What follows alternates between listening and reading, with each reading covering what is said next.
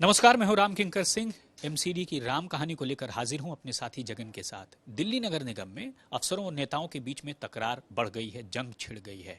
मैंने आपको पहले एपिसोड में दिखाया था कि किस तरह से इंजीनियर्स ने बाकायदा करोल बाग जोन में प्रोटेस्ट किया और एक नाम वो बार बार ले रहे थे, अंकुश नारंग। अंकुश नारंग कौन है ये वो शख्स? और आपको बता दूं कि वार्ड नंबर 87 रंजीत नगर से पार्षद हैं और उनको मैं ज्वाइन कर रहा हूं।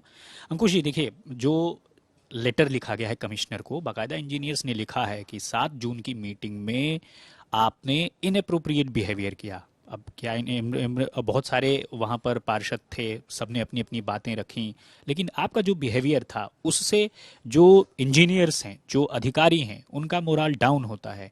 वो लेटर में लिखा हुआ है और साथ ही साथ ये भी उस लेटर में जो कमिश्नर को लिखा गया है कि आपने सीधा कहा कि करोल बाग का जो बिल्डिंग डिपार्टमेंट है उस पर बहुत सारे आरोप लगाए, डीसी को घेरा। तो इन सारे आरोपों पर आपका क्या कहना है, आपकी राय क्या है? देखिए, अगर अपनी बात को रखना अभद्र है तो वो बिल्कुल ठीक कह रहे हैं। अगर मैंने तो सिर्फ अपनी बात रखी और बड़ी सोफिस्टिकेटेड वे में रखी।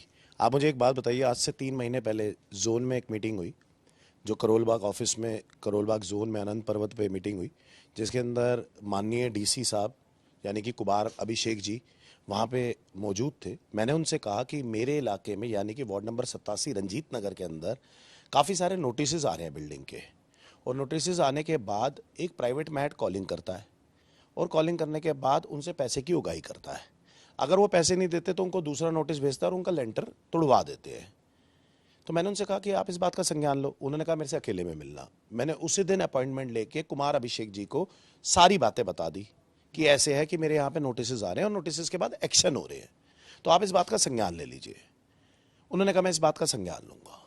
मैंने 15 दिन बाद फिर मुलाकात करी कुमार अभिषेक जी से कि जी आपने इस बात का संज्ञान नहीं लिया, अभी भी नोटिस आ रहे हैं, मैं फिर आपके ध्यान में डाल रहा हूँ ये चीज़, आप इसके ऊपर संज्ञान ले लीजिए कृपया करके। मैं नहीं चाहता कि मेरे इलाके में कोई भी भ्रष्टाचार करे। मैं भ्रष्टाचारी नहीं हूँ, आपका कोई ऑफिसर भी भ्रष्टाचारी नहीं होना चाहिए वहाँ पे। तो उन्होंने कहा कोई बात नहीं, मैं संज्ञान ले लेता हूँ। फिर उन्होंने कोई संज्ञान नहीं लिया। फिर 1 महीने बाद मैंने उनसे मुलाकात करी कि कुमार अभिषेक जी अभी भी मेरे यहाँ पे नोटिस बंद नहीं हुए, बिल्डिंग पे नोटिस आ रहे हैं, G+3 मेरे यहाँ पे लोग बना रहे हैं, और G+3 बनाने के बाद स्टिल पार्किंग के अंदर ना कोई बच्चा फ्लैट है ना कोई दुकान है, तो G+3 तो लीगल हुआ। उसके अंदर भी आप नोटिस देते हो, अगर वो आपको पैसे नहीं देता तो आपने उसके लेंटर के अंदर 9 फुट की मोरी कर दी है। अच्छा। तो उन्होंने कहा कोई बात नहीं, मैं देख लेता हूँ। वो लगातार सिर्फ यही कह रहे हैं कि मैं देख लेता हूँ, मैं देख लेता हूँ, मैं देख लेता हूँ। आप मुझे एक बात बताइएगा, मुझे जनता ने वहाँ की वोट दिया है, 23,000 टोटल वोट डाला था और मैं 7,000 वोटों से जीता। जनता ने मुझे वोट क्यों दिया है ये आपको जानना होगा। अगर आज भी वही भ्रष्टाचार का माहौल चलता रहेगा जो आज से पहले काउंसलर करते आए हैं, तो फिर मेरे आने का क्या फायदा हुआ, आम आदमी पार्टी के आने का क्या फायदा हुआ। यानी आपका सीधा कहना है कि आपकी तरफ से ऐसा कुछ नहीं किया गया जो अनएप्रोप्रिएट था या मिसकंडक्ट था या बदसलूकी थी, जिसकी चर्चा इंजीनियर्स कर रहे थे और उन्होंने इसकी शिकायत या लेटर कमिश्नर को दिया? देखिए राम किनकर जी, आपने मेरे से पहले माइक ले लिया, मैं भी पूरी बात अपना खत्म नहीं की थी। तो उस मीटिंग के अंदर, जब हम उस मीटिंग के अंदर गए तो मैंने उनसे कहा कि जी मुझे इलाके ने जितवाया जी, जनता मेरी तरफ देखती है, मैं भ्रष्टाचार नहीं करना चाहता। अगर आपको एक बिल्डिंग पे भी मैंने पैसे खाए हैं तो आप मेरी FIR दर्ज करवाएं और मुझे जेल के अंदर भेजे भ्रष्टाचार के आरोप में, लेकिन मैं आपको भी भ्रष्टाचार नहीं करने दूंगा। ये गलत का। अगर प्रिंसिपल हो जो स्कूल का, उसके स्कूल के बच्चों की रिस्पॉन्सिबिलिटी उसकी नहीं है तो फिर नहीं, मेरे को खत्म करने दीजिएगा राम किनकर जी। डीसी करोल बाग जोन का मालिक है जी, सही है। Building department Karol Bagh zone का डीसी को रिपोर्ट करता है, जेई, एई, एक्सीएन सारे उन्हीं को रिपोर्ट करते हैं। अगर मेरे एरिया में ये नोटिस आ रहे हैं और वो नोटिस आने के बाद पैसे नहीं मिलते तो वो एक्शन ले रहे हैं, तो उसके लिए जिम्मेदार कौन होगा? डीसी जिम्मेदार होगा। मैं डीसी से ही बात करूंगा, मैं एक्सीएन और जेई को तो नहीं कहूंगा। दूसरी बात, आप उनसे मैंने एक डाटा मांगा, जो आप डाटा जरूर उनसे मांगिएगा मेरी तरफ से। मैंने कहा आप पिछले 5 वर्ष के नोटिस की क्वांटिटी ले आइए।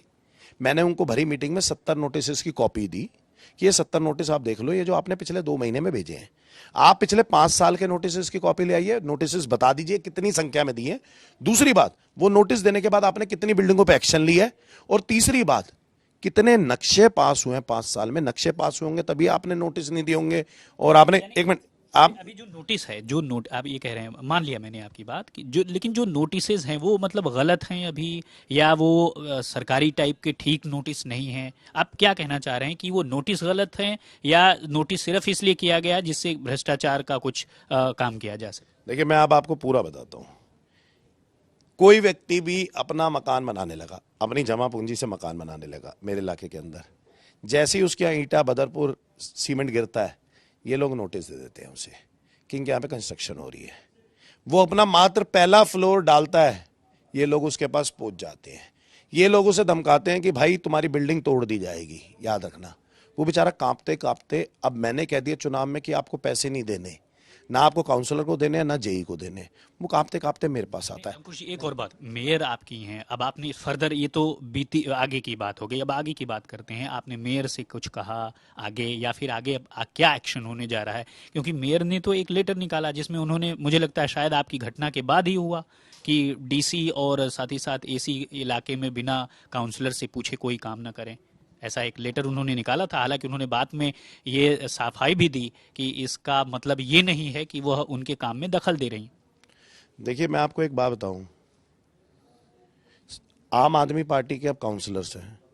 कल हम डीसी के ऑफिस के बाहर करोल बाग जोन में 10 के 10 करोल बाग जोन के काउंसलर्स बैठे थे, और हम 10 के 10 आम आदमी पार्टी के काउंसलर्स ये चाहते हैं कि अब हमारे एरिया के अंदर बिल्डिंग से उगाही ना हो।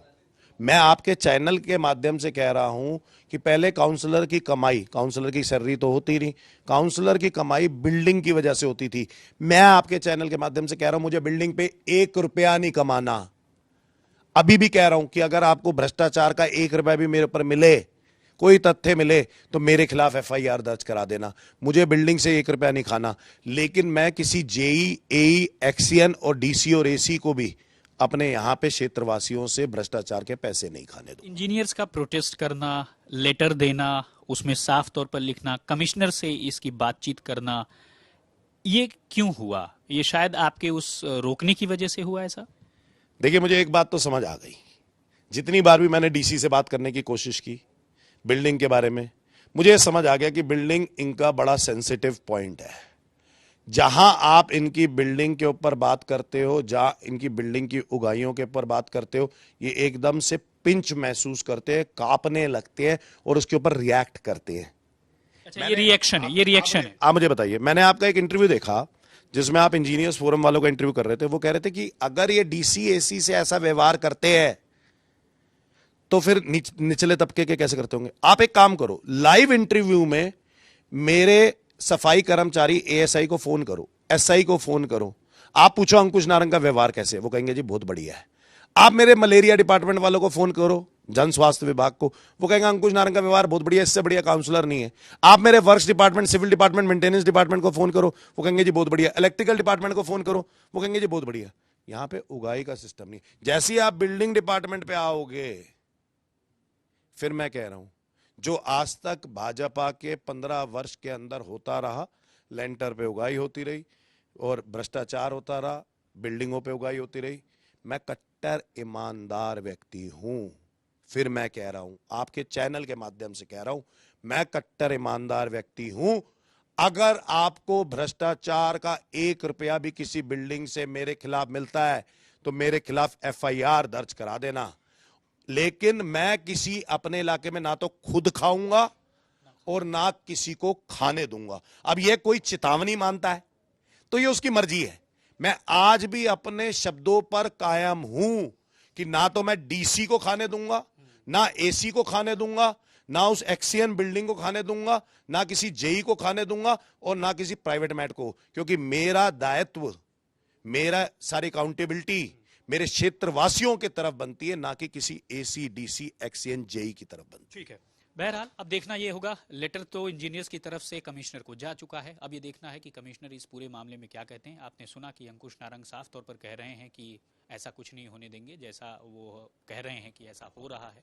अब देखना यह है कि ये जो लड़ाई है, ये जो जंग है, ये जो आपस की तनातनी है, ये आगे बढ़ती है या आपस में मिल बैठकर कुछ हल निकलता है और उसके बाद से दिल्ली नगर निगम के सारे काम होते हैं। हालांकि अंकुश ने साफ तौर पर कहा कि वो जो है सिर्फ इलाके की आवाज उठा रहे थे और इलाके के लोगों के चुने जाने के नाते वो इस तरह की बातें कर रहे थे। और दूसरी तरफ इंजीनियर्स का ये कहना है कि जो 7 जून की मीटिंग में हुआ वह बिल्कुल इनअप्रोप्रिएट था, इस शब्द का मैं इस्तेमाल करूंगा क्योंकि ये लेटर में लिखा हुआ है।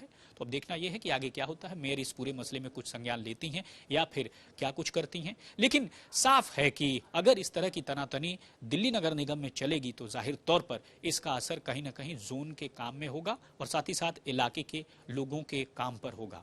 हालांकि सबके अपने अपने दावे हैं अलग अलग। फिलहाल इस एपिसोड में इतना ही, फिर हाजिर होंगे एक नए मुद्दे के साथ। तब तक आप मुझे दीजिए इजाजत। धन्यवाद।